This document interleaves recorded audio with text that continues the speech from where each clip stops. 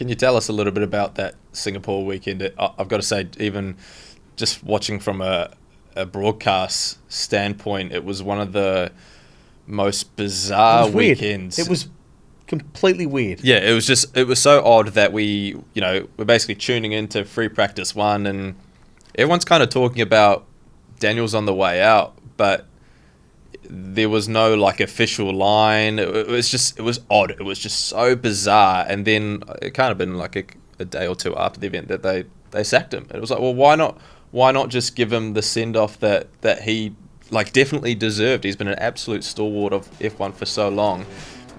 Can you give us a little bit of insight into how that weekend sort of played out?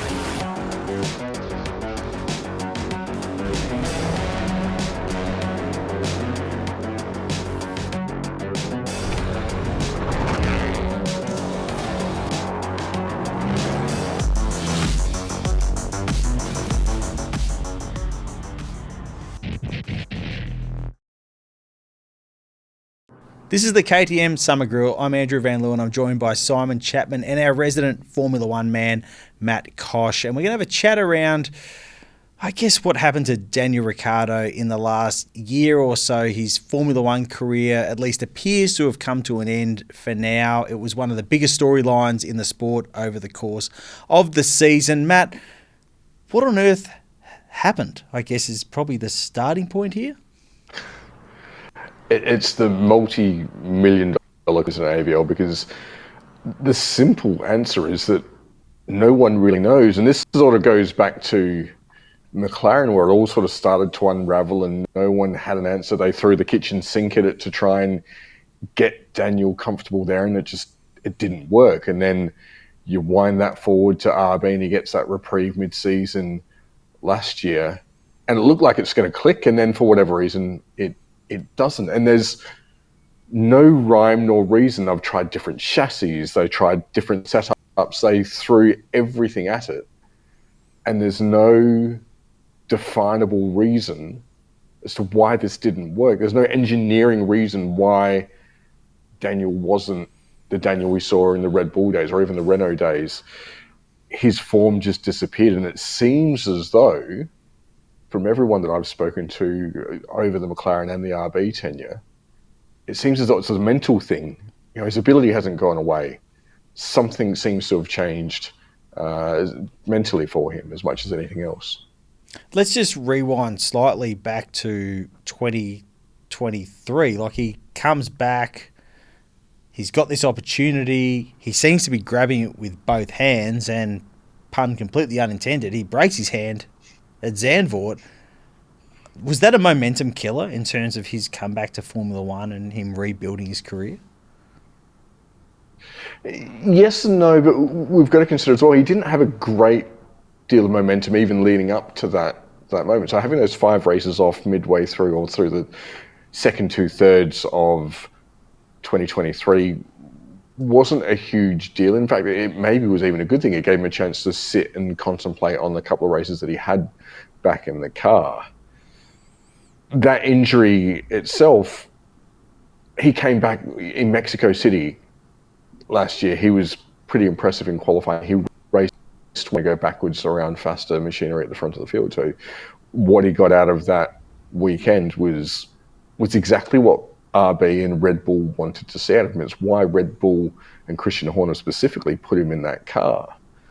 The problem is the RB isn't a car that's capable of delivering those results consistently. So you're always going to get some fluctuation. You're never going to be able to build that steamroller type of momentum that you look at guys like Oscar Piastri has built up, Lando Norris, even Max Verstappen to an extent through this year with the championship fight. In a car like that, you're always going to have these swings. So it's going to be maximizing the car rather than getting that momentum forward. So Zandvoort last year, it certainly didn't help him. Without a shadow of a doubt, it didn't help him. But I don't think that's the moment where things started to unravel. I think regardless of that, we'd have been now in the same situation. Do we kind of sometimes underestimate the athletic performance aspect of Formula One in the context of what we're talking about now, but in motorsport in general, because we talk so much about car performance and so many drivers are quick to say you can't outperform the car and all that sort of stuff. But if you look at the struggles that Daniel had, because this is a guy that won 8 or 9 Grand Prix, you know, like a proven performer that then ended up in a situation where he couldn't perform. Look at Sergio Perez. You know, look at the way these things happen. Do we maybe underestimate the fact that having an athlete performing at his best isn't a given? Not every driver is driving to their best all the time. Absolutely. One of the great unknowns in Formula One is the psychology and the physiology of a driver in many respects. We know to a degree what each car can do, but each driver is different and they've got different strengths and weaknesses. And one of Daniel's strengths early on is that when the car's in his window, he can drive that thing like no one's business. But one of his weaknesses is that when the car's not in his window, he wasn't able to pick it up and monster it the way that Max does. He's a little bit like Jenson Button in that regard. Jenson was always very good at driving a car that was set up in his window and getting the most out of it. Daniel was much the same. And when you've got a car like the RB, and when you've got the current rule set where you see teams fluctuate based on upgrade packages, the cars aren't the same. They're very susceptible to setup, very susceptible to ride height and quality and curbs. Minute differences are magnified enormously. And when you then throw the light of a hugely competitive Formula One, we've got the most competitive field that we've ever had in the sport's history. It's a 75-year-old sport and it's never been this close. It just magnifies every little that you have. And then you throw in Daniel perhaps not being as adaptable to the ground effect era cars, not being as comfortable in an RB that's not as well suited as the Renault or the Red Bull that he used to drive was.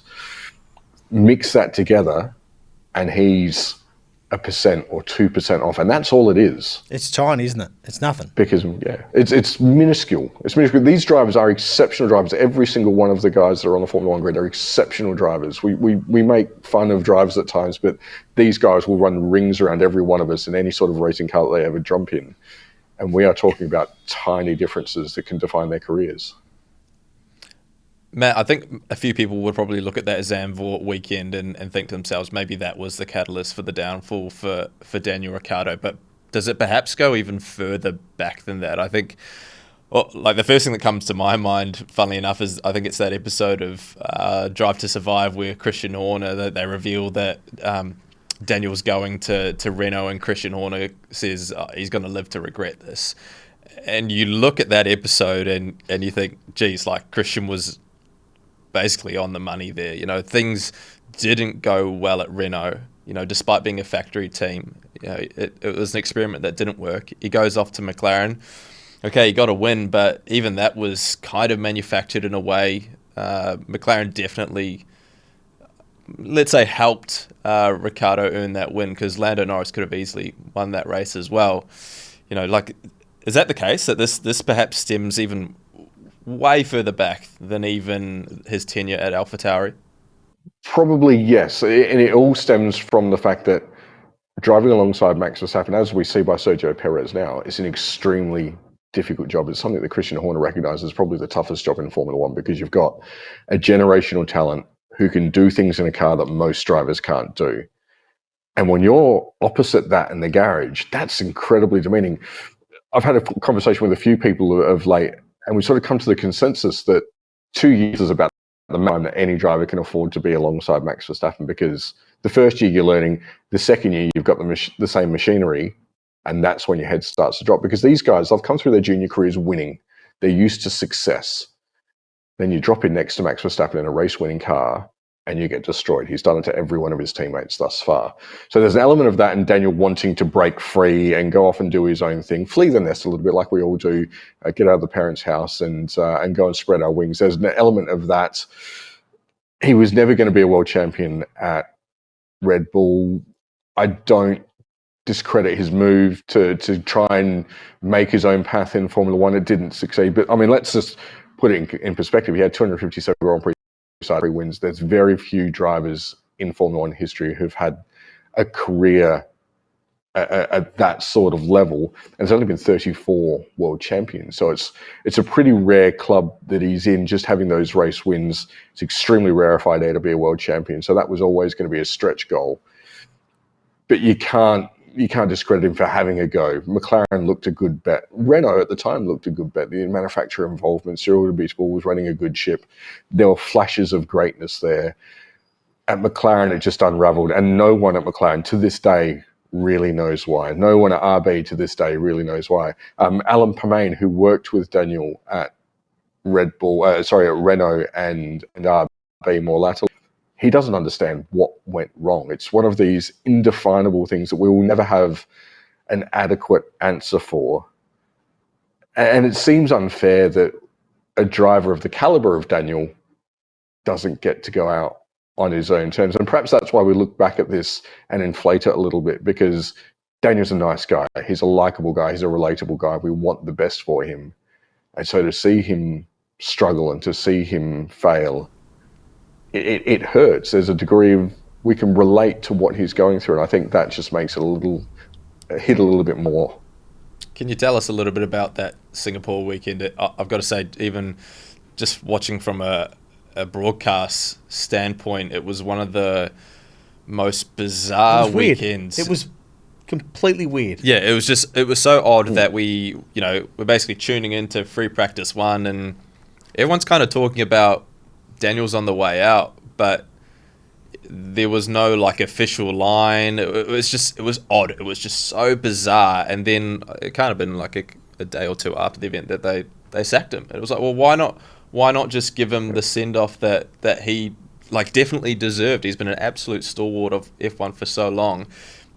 Can you give us a little bit of insight into how that weekend sort of played out?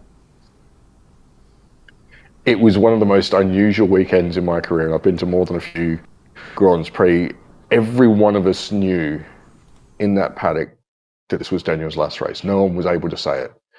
There were knowing smiles, knowing winks. Daniel dodged and weaved as best he could. At some point, he just had to outright lie. He knew that he was out. The decision had been made ahead of the Singapore Grand Prix. But that decision was, he didn't want the big send-off. And I wonder if that's maybe a case of he didn't want to whimper out mid-season. He wanted to go out on his own terms. He didn't want that big emotional send-off. We saw a little bit of that after the race on Sunday. The emotions did come over him. But I wonder if it's trying to keep that at bay. Over the weekend, all Formula One drivers have set media sessions to go and speak to us. They're usually accompanied by a minder from the team, a PR minder, who stand there and record every word they say, just in case we misquote them or whatever. In Daniel's case, he had his usual PR minder from RB there, but he also had the director of communications from Red Bull Racing tailing him throughout the weekend. There were constant meetings. Paul Smith from Red Bull was at RB almost all weekend in constant meetings with Daniel and Peter Bayer, the CEO there, Laura Meckes, the team principal, Daniel himself. This was an open secret. It was weird that we could all sort of say it without saying it. And then post-race, it was written on the wall. Again, it wasn't formally acknowledged, but Daniel sat in the car because it was the last time I'd ever sit in a Formula One car as a race driver. He climbed out slowly. He did the media stuff. And then I was there when he got back to the RB hospitality suite. I'm sort of getting goosebumps now thinking about this. He got a standing ovation, a guard of honor as he walked in. That was his send-off. And from there on, everything broke down. I won't go too much into what happened behind the scenes, behind closed doors there, but it was an emotional evening. Daniel didn't leave until about 2 a.m. He made the most of every minute in Singapore. And I think he got what he wanted. I thought it was wonderful that RB pitted him and gave him to get fastest lap, to get that driver of the day. There's that lovely send-off, this almost universal acknowledgement of Daniel's time. And I think you take all these little pieces, and although he didn't get the big send-off, that perhaps he might have got if he'd finished up in Abu Dhabi, he got enough out of it.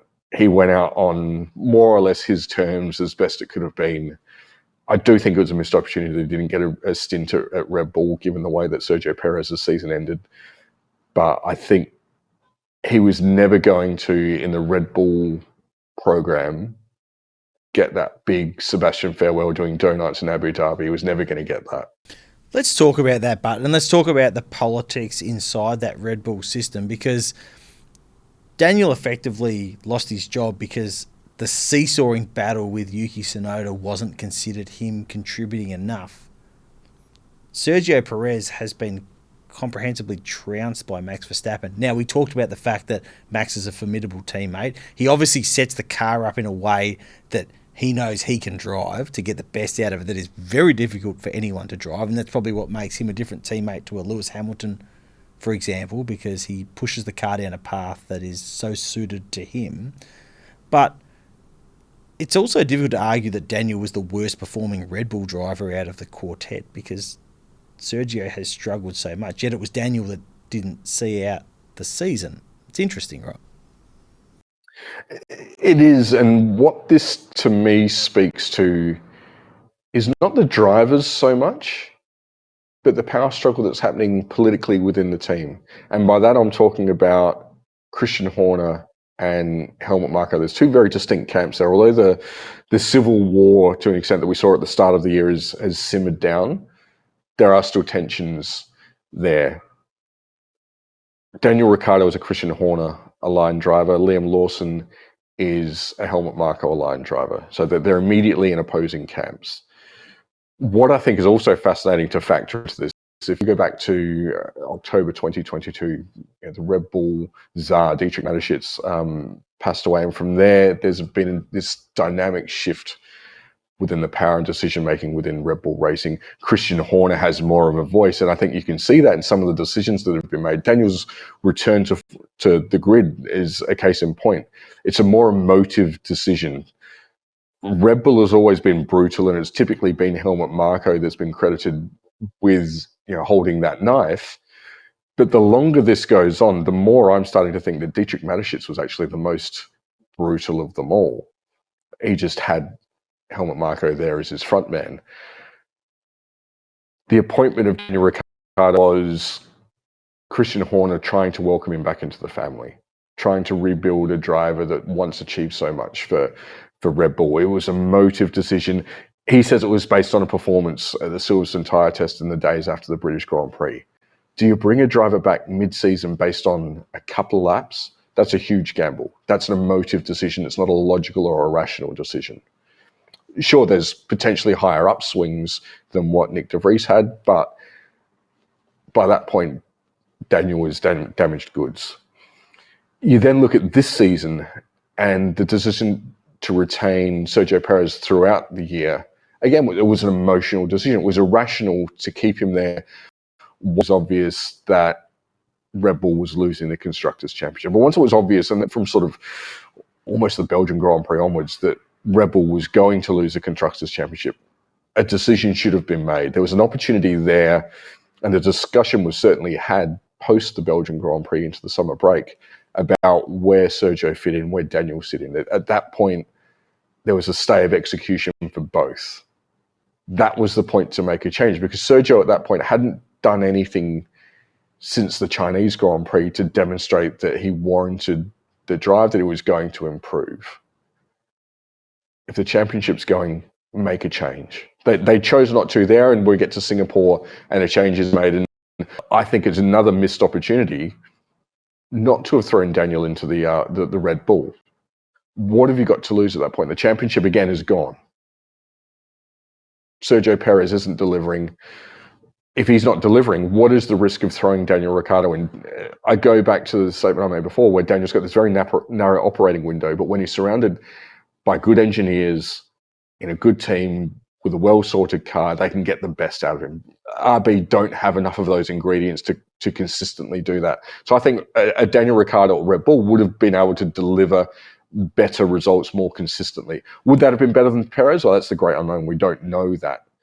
But there was a missed opportunity there. And then moving aside post-Singapore for Liam Lawson, that's a Helmut Marko decision. That's a logical decision, because as soon as Daniel doesn't have any value to Red Bull Racing, he doesn't have any value to Red Bull as a Formula One organization more broadly.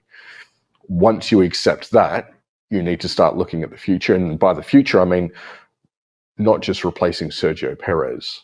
You need to look at replacing Max Verstappen, because he's always said he's in Formula One for a good time, not a long time.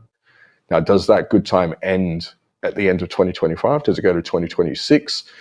Does it go to 2028 when his current contract expires? We don't know the answer to that. There is a very good chance that he'll pull in Nico Rosberg and go, enough, I'm out.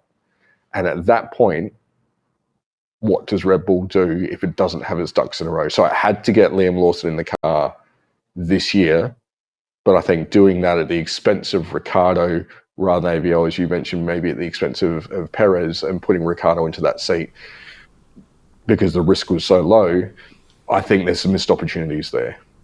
But at the same time, if you took the Perez argument out of it, in terms of how poorly he was performing in comparison to his teammate and in comparison to where that car should actually be, maybe if we take our own emotion out of it as Australian followers of Formula One, as people who know Daniel, I've known him for a very long time, since I was a kid. You've obviously been covering the sport for a long time and know him. Our resident Kiwi probably has a completely different lens on this, as someone going, hey, you know, Liam really deserves his opportunity. If you take the Sergio argument out of it, it was probably the right sporting decision from the team as well, I guess is what you're sort of saying. Absolutely. And Yuki Tsunoda was never going to lose his drive. He's got Honda connections that basically protect him there. That's why he'll be there in 2025. I wouldn't be surprised if he moves on to Aston Martin for 26 as a result of that. But he was also delivering enough. With that lens, Liam Lawson is the right move. You give him a little bit of time now. And what you then do is you set yourself up to evaluate him for Red Bull Racing, for a Sergio Perez replacement. You put him directly head-to-head with Yuki Tsunoda, who is a known quantity in his fourth year. And I think Liam's done well, and he deserves a shot at the senior team. But it had to be done in 2024. Otherwise, you get to 2025, and you're starting to face some serious problems when you come to 2026. It really did have to be done, and probably needed to be done a little bit earlier in the season, truth be told. Do you reckon Red Bull maybe have a fairly good idea of what's going to happen with Yuki long term in terms of, you know, his future? He's Japanese. Honda's going to go with Aston Martin. There's been very little said about Yuki in terms of whether he would maybe get a promotion to Red Bull, whether that's replacing Perez or otherwise. It kind of feels like Yuki has been not really spoken about much relative to Lawson. But by all accounts, Lawson is the future of Red Bull alongside Max Verstappen. Liam's the future. Absolutely. Yuki is a very good driver. The problem is his temperament outside of the car holds him back. His performance on track is good enough. It is somewhat of a concern that Liam came in and was nip and tuck with him, if you consider that Yuki's in his fourth year of Formula One. He's sort of maybe not at the very top of his powers, but he's pretty close to the ceiling in terms of his abilities in Formula One. Liam's got room to grow, and he's sort of there or thereabouts with Yuki already. So performance-wise, it looks like Liam's a safer bet. He's got more headroom to grow into. Off track, Liam's more composed, he's more calm, he's better with the media, he's more commercially savvy. There's just a lot of boxes to tick. And Red Bull, let's keep in mind that the Formula One team is a marketing exercise for Red Bull. It's all about selling drinks, selling the fashion brand, everything else that's connected to that organization. Liam ticks a lot of those boxes. And then if you go back to our previous point where the future of Red Bull beyond Max Verstappen, let's spin it forward and think, is Yuki Tsunoda a driver befitting Red Bull that can be seen as the front of the Red Bull Formula One effort, leading 4 cars, leading a team that's won, 8 drivers' championships and 7 constructors off the top of my head? It doesn't fit right. And I can't explain it more than that, but he doesn't have that star quality that Liam Lawson has a little bit of it. Franco Colapinto has it, I must admit, although he's well out of contention. Max Verstappen had it. Sebastian Vettel had it. Daniel Ricciardo had it in abundance. There's just this something that you can't measure on a stopwatch that doesn't show up in the data. It's what he does in the engineering room, the way he speaks to mechanics, the way he deals with the media. He's personable, he's likable, he's relatable. And Yuki Tsunoda just isn't. And it's a personality thing, because if you put, hypothetically, Kamui Kobayashi in that car, I think Kobayashi could do it. Kobayashi could be the face of Red Bull in Formula One once upon a time. But Yuki Tsunoda isn't the same person as what Kamui Kobayashi was. So it's not that Yuki Tsunoda's Japanese. It's that Yuki Tsunoda just doesn't have whatever that little extra sprinkle of greatness that Red Bull needs. I think Liam has that. It can certainly be developed. And just his attitude is bang on. You know, when he went wheel to wheel with Sergio in Mexico, there were photos of him waiting out front of the Red Bull hospitality. And the line that went with that was, well, he's been summoned by Christian Horner to explain himself. It was actually the other way around. Liam Lawson called the meeting with Christian and Helmut Marko to explain and offer apology. We saw it again in Qatar when he came together with Valtteri Bottas. He went to Valtteri and took complete ownership of his mistake. Contrast that with the blow-ups that you get on the radio from Yuki Tsunoda, and one's very marketable and one's not. One's a rookie, one's in his fourth year of Formula One. One has potential. I'm sorry, one doesn't. Well, you're making Simon very excited about the future of New Zealand Formula One drivers right now. Just to finish up, Matt, I mean, obviously, you know, we're here to talk about what's been a difficult couple of years for Daniel Ricciardo, but you touched on it before, a guy that in the right environment performed wonderfully, you know, right up to win the amount of Grand Prix that he did. Incredibly difficult. I mean, he will have a good legacy, right? I mean, I personally hope that he does, but I think that his legacy in Formula One will be something special, probably highlighted by the fact that he had the opportunity to let his personality shine through the growth of Formula One with the Netflix series and all that sort of stuff. Daniel is a superstar. He is synonymous with Formula One in the United States. He's almost outgrown Formula One. There are many more things out there for him to do. There's talk of television series and whatnot. He's a darling of the talk show circuit in the United States. You know, there's all the promotions that he's been doing with Dan Murphy. He's turning it into Dan Ricciardo's and the wine and everything else. There's so much that he can go out there and do at this point. His career in Formula One was extraordinary. You know, together with Jack Doohan, we've had 16 Australians start a World Championship Grand Prix. Only 2 of them have won World Championships. I say only 2 of them. We're massively overrepresented thanks to Jack Brabham and Alan Jones. And 5 of them have won Grand Prix. We produce amazing racing drivers in Australia. Daniel Ricciardo is one of the very, very best to win 8 Grand Prix. His performance in Monaco in 2018, when he did it without the energy recovery systems and everything else, you know, down 170 odd horsepower, that is the stuff of legends. When we look back at Daniel's career, we'll forget the difficult end, just like we do with Michael Schumacher. You know, we look at Michael Schumacher's career and we look at the 7 world championships with Benetton. We'll look at the same with Lewis Hamilton when he eventually retires. We look at Kimi Räikkönen and we don't look at the difficult final chapter of his career. We look at him going Harry Flatters through Eau Rouge and into a wall of smoke. These are the things that the great drivers are remembered for. And I think Ricciardo's legacy will be what he achieved at Red Bull. He went out and tried to do something. He tried to make himself great, and we can't hold that against him because he's achieved far more in his career than most drivers ever will. And he's going to live a very comfortable life because of it. The world is now his oyster, all because he took a punt and did something that was absolutely extraordinary. Wonderfully put. I think we'll leave it there. That was a great way to finish. Thank you so much for your insight, Matt. We really appreciate it. Thanks for tuning in to the KTM Summer Grill. With each episode, we are giving away one of these cool KTM goodie bags. Don't miss your chance to win. If you're watching via Speak Cafe, enter your details below. If you're watching on YouTube, the link is in the description.